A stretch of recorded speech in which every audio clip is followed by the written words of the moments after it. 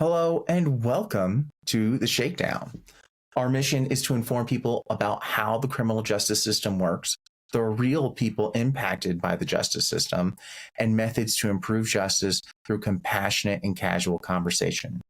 Hosts of the Shakedown share over 50 years of combined personal experience dealing with Texas prisons and working to change the criminal justice system. And now, here's our show.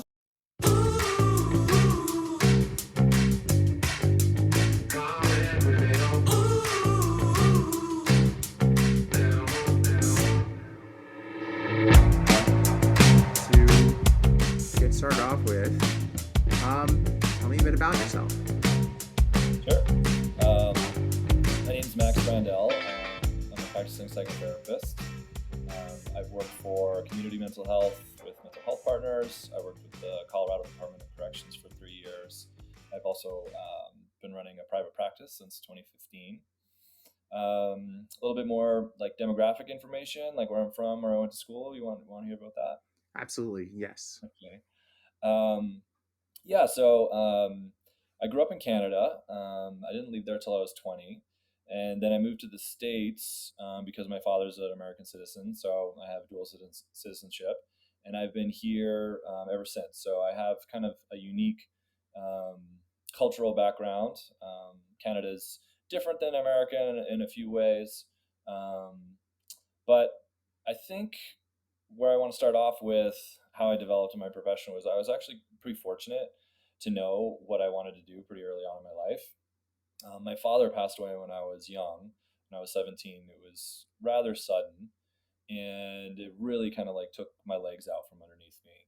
I yeah, I was angry with the world. I was a little bit angry with him.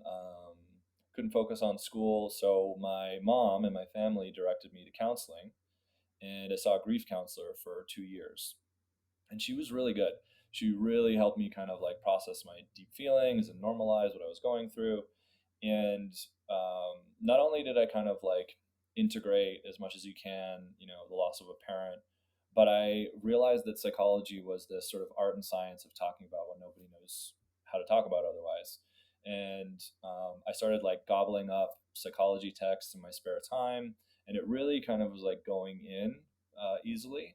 And I was like, I noticed that there was something about my personality and just the way that I was structured in my foundational character that really fit well with kind of the skills that I think are needed in a good therapist: empathy, insight, the ability to focus and organize thoughts, the like sort of propensity towards depth, or facing things that you're really scared of. I have sort of like a counterphobic component in my personality where if there's something that I'm afraid of, I'm actually compelled to move towards it so that I'm not as afraid of it anymore. And I think that that's a really big part of psychotherapy is um, facing the parts of ourselves that are very uncomfortable to face, but when we do, with the right kind of guidance, we can become more than what we are. So my education became or started at Esalen Institute actually in California. So less than conventional place, but it's sort of the birthplace of the human potential movement. It's a retreat center, so you have all types of teachers coming there, from movement to art to like martial arts to Gestalt therapy, um, and transpersonal approaches. So I really exposed myself. I think I did something like 26 different workshops in the 2 years that I was there.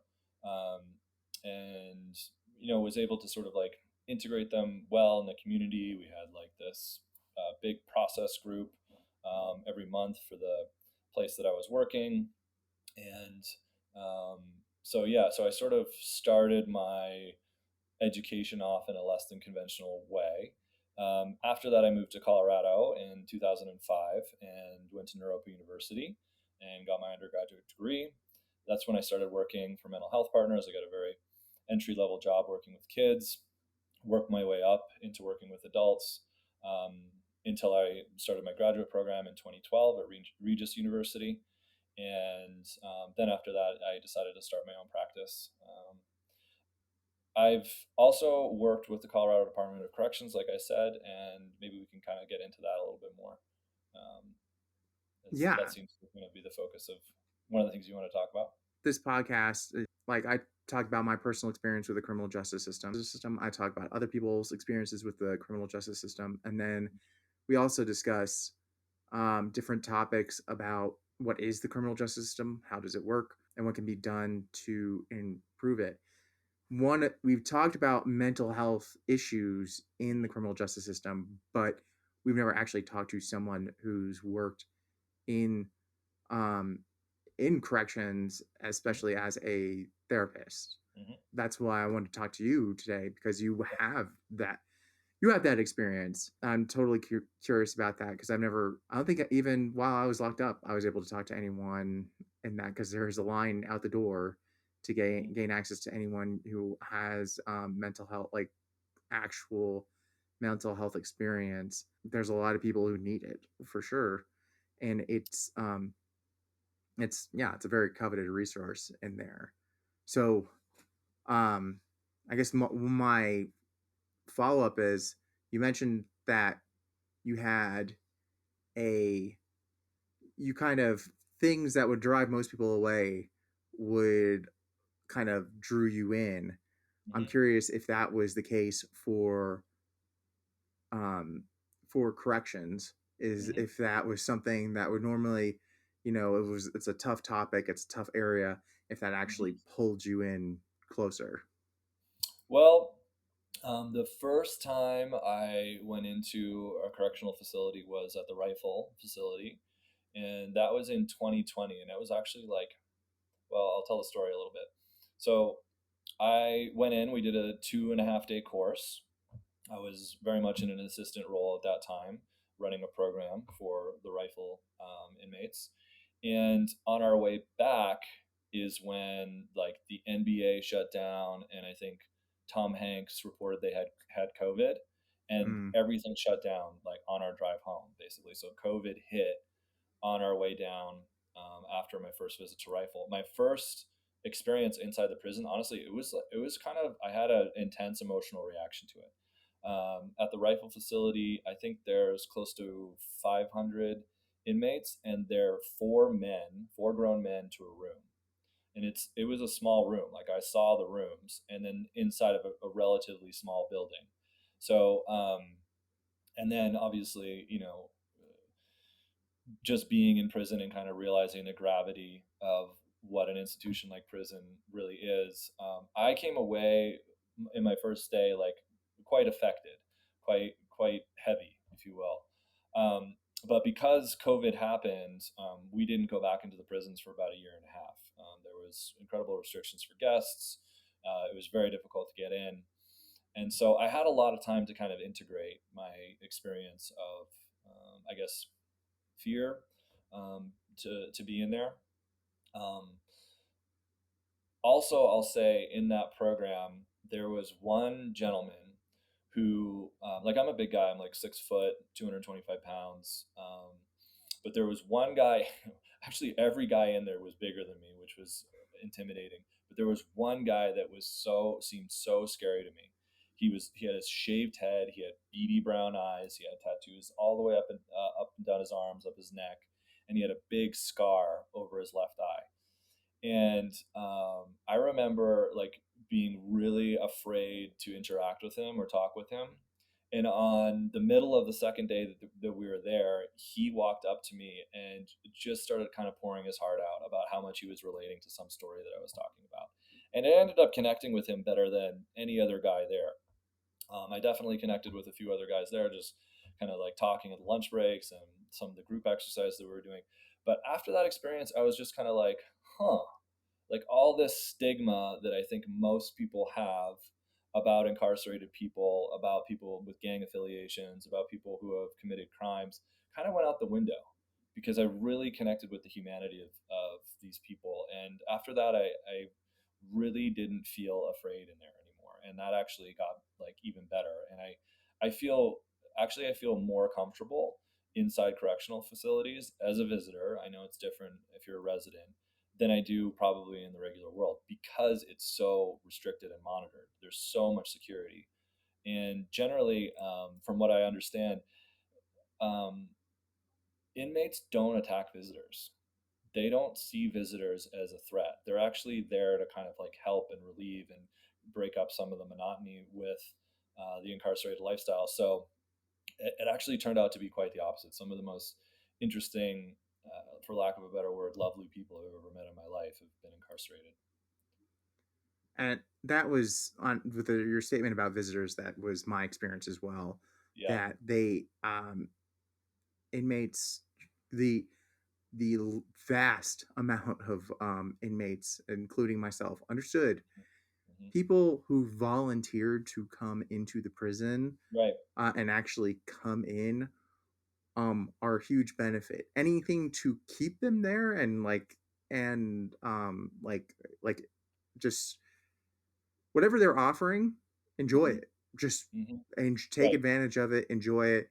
And they're there to help. It's very Right. abundant that anyone who was coming in and volunteered their time was there to help, and it was a big deal.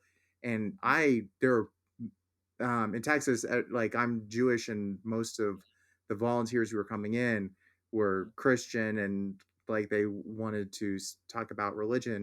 When they came in, I didn't agree with most of them. However, Hmm. I appreciated every single one of them because they came in and they did because of what they did.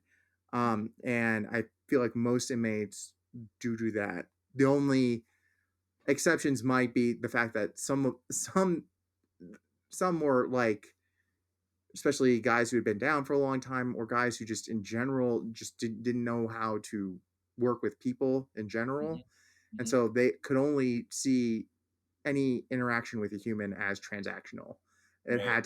There had to be some sort of if you do something for me, I do something for you, back vice Yep. versa. And that was they viewed volunteers the same way. But Hmm. that was some that's like a mental health issue in and of itself. The fact that they everything had to be transactional. I mean, I think you said it a few minutes ago, and from a clinical perspective, how could one not have some mental health distress while you're in prison, right? Right. Some baseline anxiety, some baseline depression, if not more severe things due to your childhood or whatever. Like, it's not a good place. No. Nobody wants to be in prison generally, right?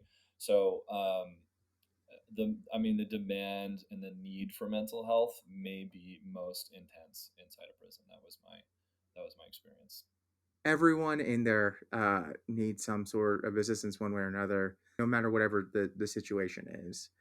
And it can go that's one of the ways I feel like it gets into the weeds is people then nitpick, oh, what about this one person? What about that one person? Hmm. Honestly, they all need it. Hmm. Everyone Hmm. could use help because you don't go in there. It's like going into the hospital. You don't go to the hospital because you feel like it, or like because you just have the urge one day that you want to just hang out in the hospital. Like there's something. Usually go there because there's something really wrong, Yeah. and you need to get it checked out. There's symptoms popping up, and that's the same way with jails and prison. There's an issue that's coming up that needs to be addressed. Yeah. I would even argue that some of the bigger issues, if you want to talk about clinical psychology, which is just a way to sort of categorize some mental health dysfunctions, there's like a concentration of people, especially cluster two people. So that means people that have narcissistic personality disorder, antisocial personality disorder, borderline personality disorder. I mean, especially the first two, which are basically empathy disorders, people that have very difficult time empathizing, that have a very difficult time not manipulating, like you're saying, transactional experiences. I mean, it doesn't take a genius to figure where is a concentration of those types of people. They're in prison, right? Like they've done stuff in their life that have hurt other people, um, and you find a lot of those types of guys and women who are like that. And um, I was really inspired by some of the work that I did there and how it affected those guys specifically with their issues. I wish our program got a little bit more notoriety, because I think clinicians and psychiatrists would be doing backflips if they saw what kind of impact we were having on the guys. Well, that goes into one of my other questions, which is, are there any practices you found that were extremely successful or Mhm. effective, or that people should know about in general? Yeah, so the program that I helped run really aimed at increasing communication, empathy, and conflict resolution skills. So the best practice that I could think of in terms of making improvements in this matter is like a listening exercise. So I think a lot of the more robotic, unconscious way of listening to somebody is like kind of taking what they're saying, interpreting it in your own world, in your own meaning, and then responding, like having your turn to speak, right? And so we just kind of take turns speaking. Um, a more effective way that can actually build empathy is if you listen to a person, but really just like hear and even repeat to yourself their words. So not your interpretation of their words, not what you think they mean and what they're really trying to say, just exactly what they're trying to say. And this is one of the exercises that we did was somebody would talk about something important in their lives, the other person would just listen. After that person finished speaking for a few minutes, the other person would reflect what they heard them say using basically just their words, repeating just their words. And when you do that adequately, you um, not only really get the other person, they hear themselves. And in that, there's like kind of more interpersonal connection that happens. Um, and then they can add stuff. They're like, wow, yeah, is that what I said? And geez, I guess what I really mean is, and they can add a little bit more information. They can tell you a little bit more about this important thing in their lives. And then another step is to share impact. So it's like how what you said emotionally landed for me, and how I can maybe relate to you, how I can maybe like even find a little bit of empathy for you. Maybe I don't agree or don't see things exactly the way you do, but like I can relate. Like something like that happened to me in my life, and this is how it impacted for me. And so, like all that can actually create more connection. It creates more ability to really get each other at a more human level. Ability to like activate your heart a little bit instead of just like transactional or kind of more prison culture experiences. That, yeah, that's really great to know, and that I could imagine that that's one of the hardest things I've ever had to overcome in there is Mm-hmm. like having these communication issues. It's Mm-hmm. constantly Mm-hmm. issues, and then on top of that, there's always stories and gossip, and that was a huge source of frustration dur- um, while incarcerated, and Mm-hmm. I've seen many guys deal with that. Yeah. Um, so what other than that, like other than like the practices, what were the big lessons you got from your time working inside corrections? Um,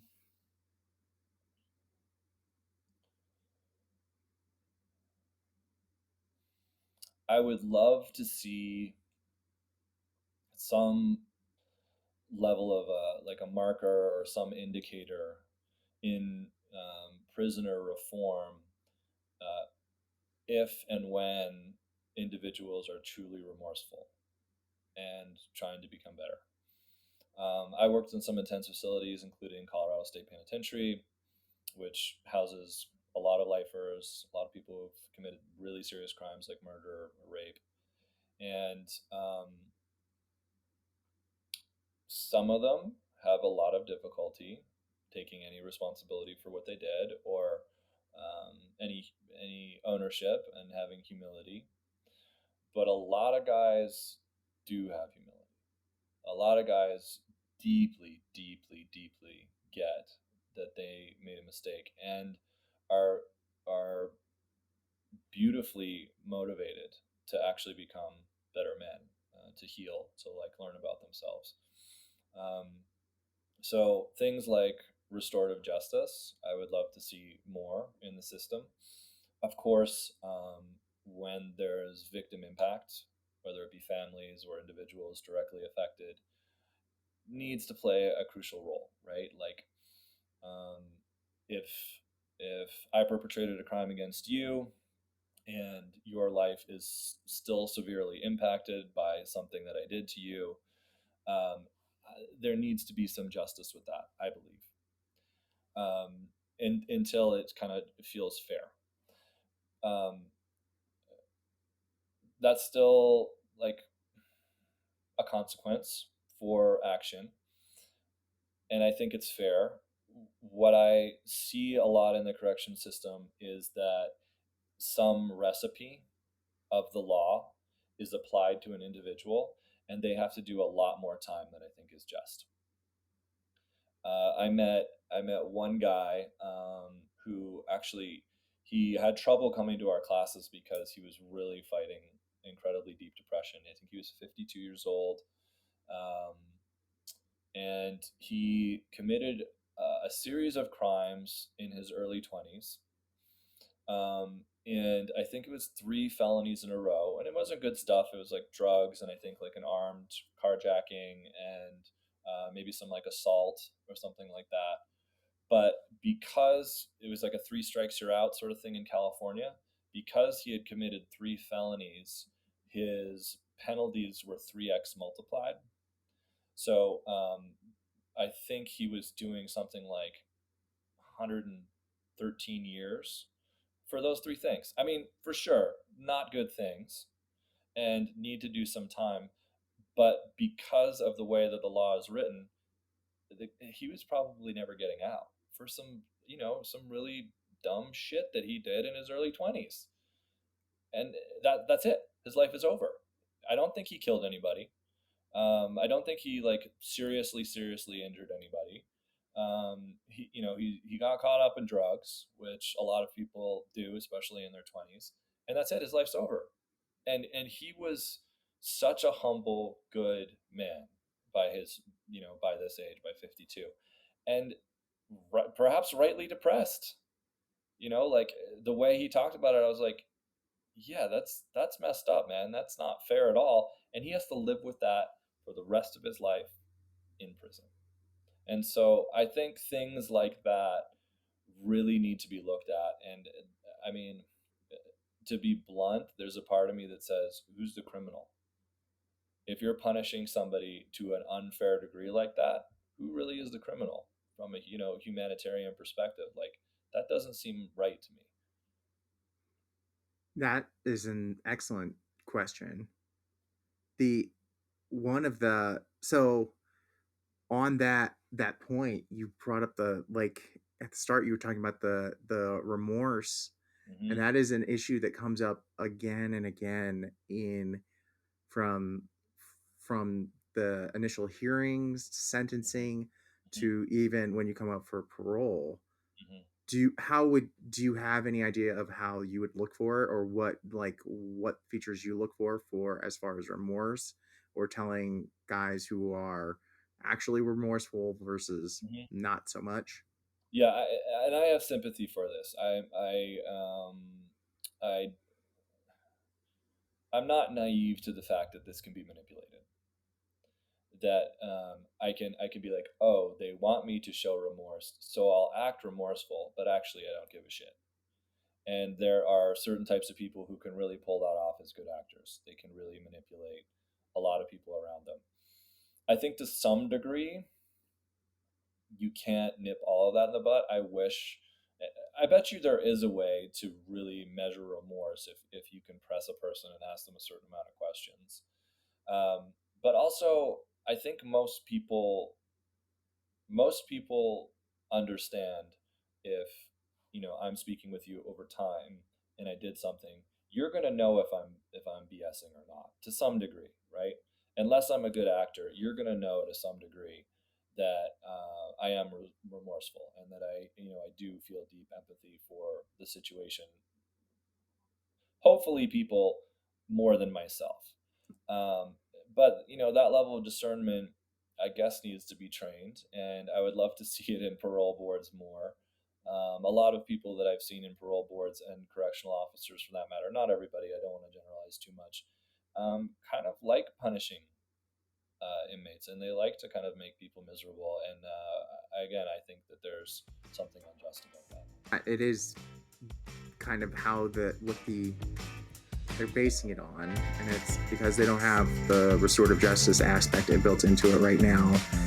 You can find Shakedown merch, graphic novels, and other projects at waywordpress.com. That's WAYWORD press.com. If you would like to support the Shakedown, get exclusive content, and watch episodes live, you can support us at patreon.com/The Shakedown. Like, subscribe, and leave a comment to give Malone that inner peace he so richly deserves.